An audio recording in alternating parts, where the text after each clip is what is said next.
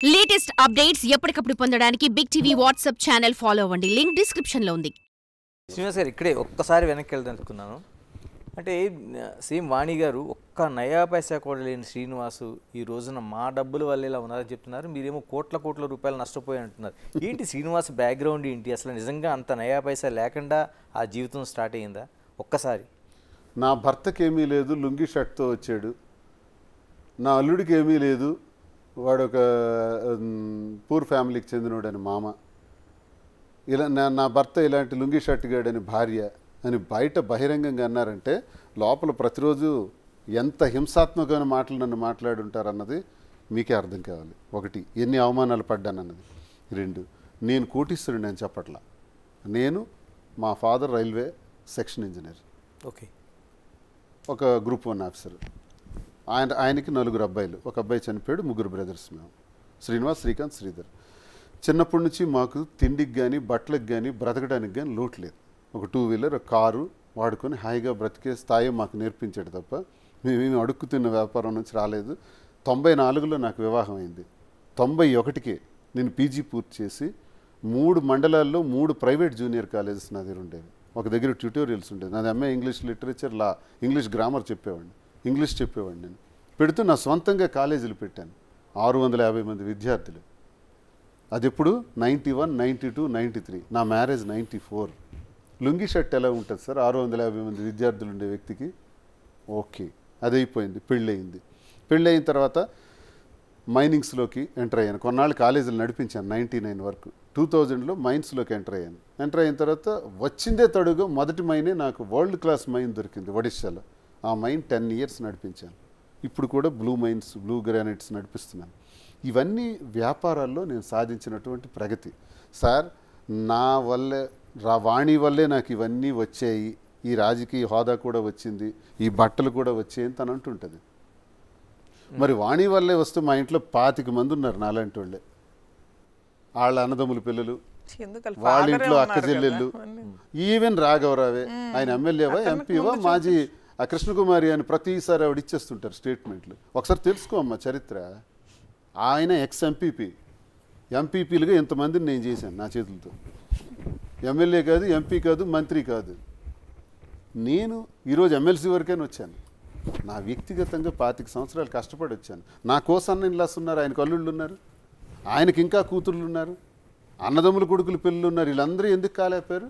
నేనే ఎందుకు అయిపోయాను సార్? ఒకటి ఇచ్చేస్తే రాదు సార్ రాజకీయం, ఆస్తులు, వారసత్వాలు. బెండు తెగిపోద్ది. కష్టమే మనకి ఇక్కడికి తెస్తుంది.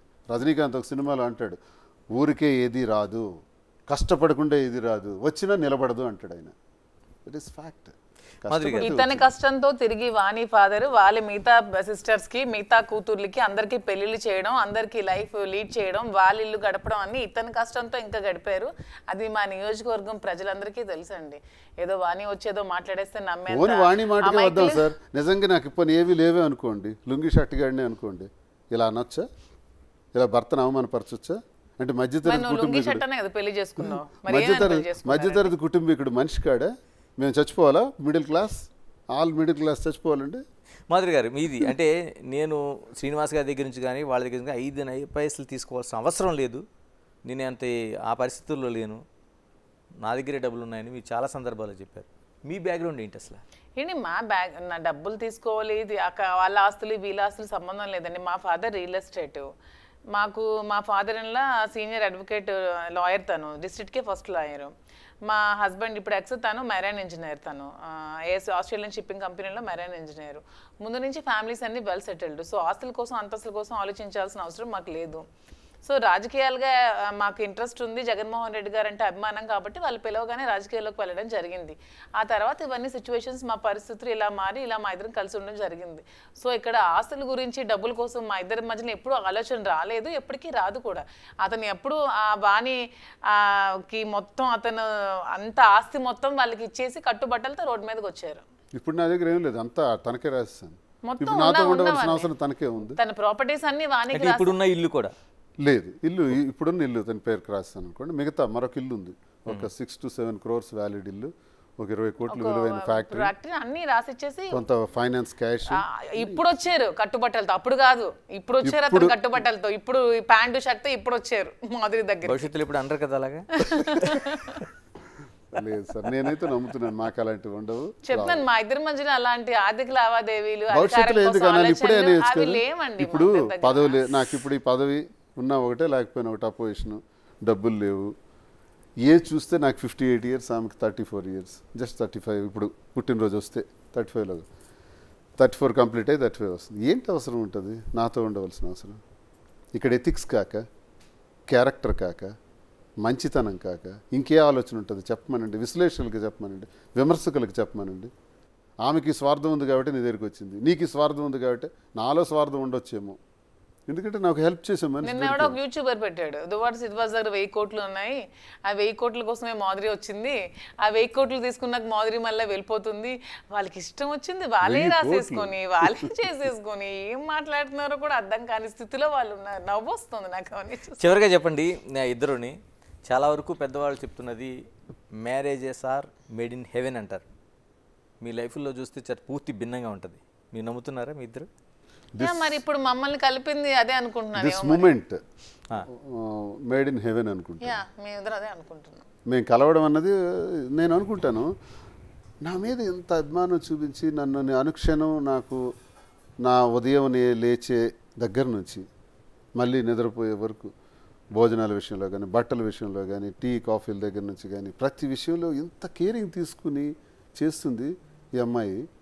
ఏంటి సంబంధం? ఏదైనా రుణానుబంధం ఉందా, లేదా పూర్వజన్మ రిలేషన్ ఏమైనా ఉందా? నాకు అర్థం కావట్లే. ఉందంటారు ఏదైనా పూర్వజన్మ రిలేషన్ అయితే? ఉంటుందండి, నాకు అనిపిస్తుంది మా ఇద్దరి మధ్యలో ఏదో రిలేషన్షిప్ ఉందని. పనుల మీద ఆధారపడే బ్రతుకున్నది. అండ్ ఆడవాళ్ళు కూడా ఎప్పుడు కూడా వాణి చేసిన తప్పు అంటే మీరు మొన్న ఇందాక అన్నారు ఎగ్జాంపుల్గా తీసుకోవచ్చు అంటే, వాణి చేసినట్టు ప్రపంచంలో నాకు తెలిసి ఏ లేడీ కూడా ఇలా చేయదు, ఏ హస్బెండ్ కూడా ఎవరు అలా చేయరు. తను అలా చేసింది నా లైఫ్ని, అతని లైఫ్ని రూయిన్ చేసింది. ఆడపిల్లలు స్పెషల్గా పుడతారు, భగవంతుడు పుట్టిస్తాడు. అది మగవాడు చేసే ప్రతి పని చేయడానికి కాదు, మగవాడు చేయలేని కొన్ని పనులు చేయడానికి ఆడదాన్ని దేవుడు సృష్టిస్తాడు. దానికంటూ ఒక విలువ ఉంటుంది, అది నిలబెట్టుకోవాలంటాను నేను. అంతే. తనతో పాటు ఫైట్ చేసి నీది నాకు కావాలి, నువ్వు వెళ్తుంటే నేను వెళ్ళాలి, నువ్వు ఎదుగుతుంటే నేను ఎదగాలి, నీ పదవి నాకు కావాలి, ఆశ నాకు కావాలి అనుకోకూడదు.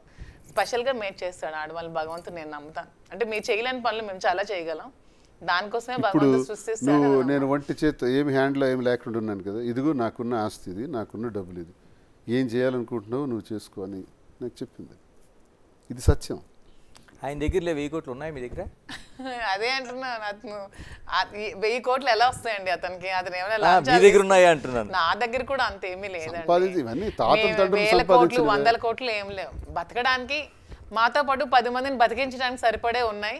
మాకు పెద్ద పెద్ద ఆశలు లేవు అనమాట. ఇవి డబ్బులు కూడబెట్టేయాలి, 1000 కోట్లు సంపాదించాలి, దాచేసుకోవాలి ఆలోచన మాకు బాధ్యతలు లేదు సార్. ఒక బంగ్లా, ఒక నా తిరగటానికి మంచి కార్లు, ప్రజాసేవ చేయడానికి ఖర్చుకి కావాల్సిన ధనం. రోజు ఒక 20-10 మంది వస్తారు, మాకు 5000 కావాలి, మాకు 2000 కావాలి, మేము ఫీజు కట్టలేకపోతున్నాం, ఆడపిల్ల పెళ్ళి ఉంది, ఇలా నెలకు ఒక 5-6 లక్షలు ఖర్చు ఉంటుంది. అలాంటి ఖర్చులు మా ఖర్చులు ఒక 5-6 లక్షలు ఉంటాయి. నెలకు 15 లక్షలు మాకు మా బండి నడవటానికి అవసరం ఉంటుంది. అంతకు మించి ఇంకేం కావాలి మాకు?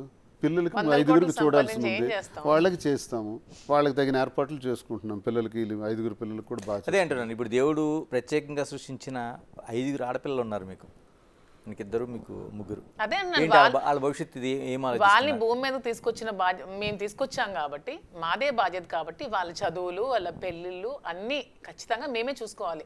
పిల్లల్ని కనడం వరకే మన బాధ్యత. వాళ్ళ తలరాతలు మన కనలే, వారు ఏమవుతారో పెద్ద అయితే ఏం చేయగలరో మనం ఏం చెప్పలేం. కానీ వాళ్ళని పెంచడం వరకు, వాళ్ళు చదివించడం వరకు, వాళ్ళు పెళ్ళిళ్ళు చేయడం వరకు బాధ్యత ఖచ్చితంగా ప్రతి తల్లిదండ్రులకు ఉంటుంది. ఆ బాధ్యత మేము తీసుకుంటాం అంతే. దానికి మించి ఇంకేం చేస్తాం? పిల్లలకి వాళ్ళు చదివిస్తాం, ఎఫెక్ట్ కాకూడదు. మీకు ఇంకా ఒక బాధ్యత ఉన్నట్టుంది. ఇంకొక పాప పెళ్లి ఉంది శ్రీనివాస్ గారు, ఆమె పెళ్లి ఫస్ట్ ఆమె మ్యారేజ్ చేస్తాం. ఆమె మ్యారేజ్ కోసమే డబ్బులు ఫస్ట్ సంపాదించిస్తాం. మా పిల్లలు ఇంకా చిన్న పిల్లలు ఇంకా ప్రెజెంట్ చదివిస్తాం. వాళ్ళ పిల్లలకి ఇంకా చాలా టైం ఉంది, వాళ్ళు మ్యారేజెస్ చేస్తాం అంతే. There is no secrecy and there is no jealousies and egos and cunning thoughts. ఎలాగంటే చట్టపరంగా ఒక అంగీకారం వచ్చిన తర్వాత, మీకు లైన్ క్లియర్ అయిన తర్వాత ఇద్దరు చట్టపరంగా వస్తుందా రాదా అవన్నీ అనవసరం అని చెప్తున్నాను కదా. మా ఇద్దరం మానసికంగా పెళ్లి అయిపోయింది, మా ఇద్దరం భార్యాభర్తలమే. దీన్ని ఎవ్వరు ట్రోల్ చేయాల్సిన అవసరం లేదు. లీగల్ గా జరగలేదు. మీకు పబ్లిక్ గా మీకు పెళ్లి కావాలంటే లీగల్ గా చేసి చూపిస్తాం అంటున్నాను. మేమైతే పెళ్లి చేసేసుకున్నాం, మాకు మా మనసాక్షులు మాకు కలిసిపోయి మేము మానసికంగా కలిసిపోయాం. మేము భార్యాభర్తలు మాత్రమే, మేము భార్యాభర్తలమే. మీ అందరికి మా భార్యాభర్తలుగా మీకు ఫోటో కావాలి, మీకు ఫ్రేమ్ కావాలి, ప్రతి ఇంట్లో మీరు చూసుకుంటారంటే ఖచ్చితంగా లీగల్ గా అయ్యాక మీకు చేసి చూపిస్తాం అని చెప్తున్నాను అంతే. వారసుల సంగతి ఏంటి? వారసుల సంగతి కూడా అంతేనండి, లీగల్ ప్రొసీడింగ్స్ అయ్యాక లీగల్ గా కంటాం అంతే. ఓకే, ఆ ప్లాన్ కూడా ఉంది. నవ్వుతున్నారు శ్రీనివాస్ గారు. అంటే ఇద్దరు మొత్తం శ్రీనివాస్ అంటే గ్రేట్ లెజెండరీ అండి. తన లెగసీ ఎలాగా కంటిన్యూ అవ్వాలంటే ఒక వారసుడు ఉండాల్సిందే, అతనితో ఆగిపోకూడదని ఇంకో శ్రీనివాస్ ఉండాలని నా feeling, strong feeling. Right, thank you Srinivas గారు, థ్యాంక్ యూ మాధురి గారు. అంటే ఇప్పుడు ఇద్దరికి ఒకటే నేను కంక్లూజ్ ఇవ్వాలనుకుంటున్నాను, Duvvada Srinivas, Duvvada Madhuri. Right, all the best. అంటే సొసైటీ ఏ విధంగా మిమ్మల్ని తీసుకుంటుంది, ఏ విధంగా మీ లైఫ్ నడుస్తుంది అనేది. ఏమండి సొసైటీ అయితే మమ్మల్ని తీసుకుందండి. ఈ పిల్ల సైనికులు ఉంటారు కదా కొంతమంది, జెండా కూలీలు, జెండాలు మోసే కూలీలు, పిల్ల సైనికులు, వాళ్ళేవో ట్రోల్ చేసి పెడుతున్నారు తప్పితే సొసైటీ పబ్లిక్ తీసుకుంది. ఎక్కడైనా ఒక చోట ఆగిపోద్దండి అంతే అంతే.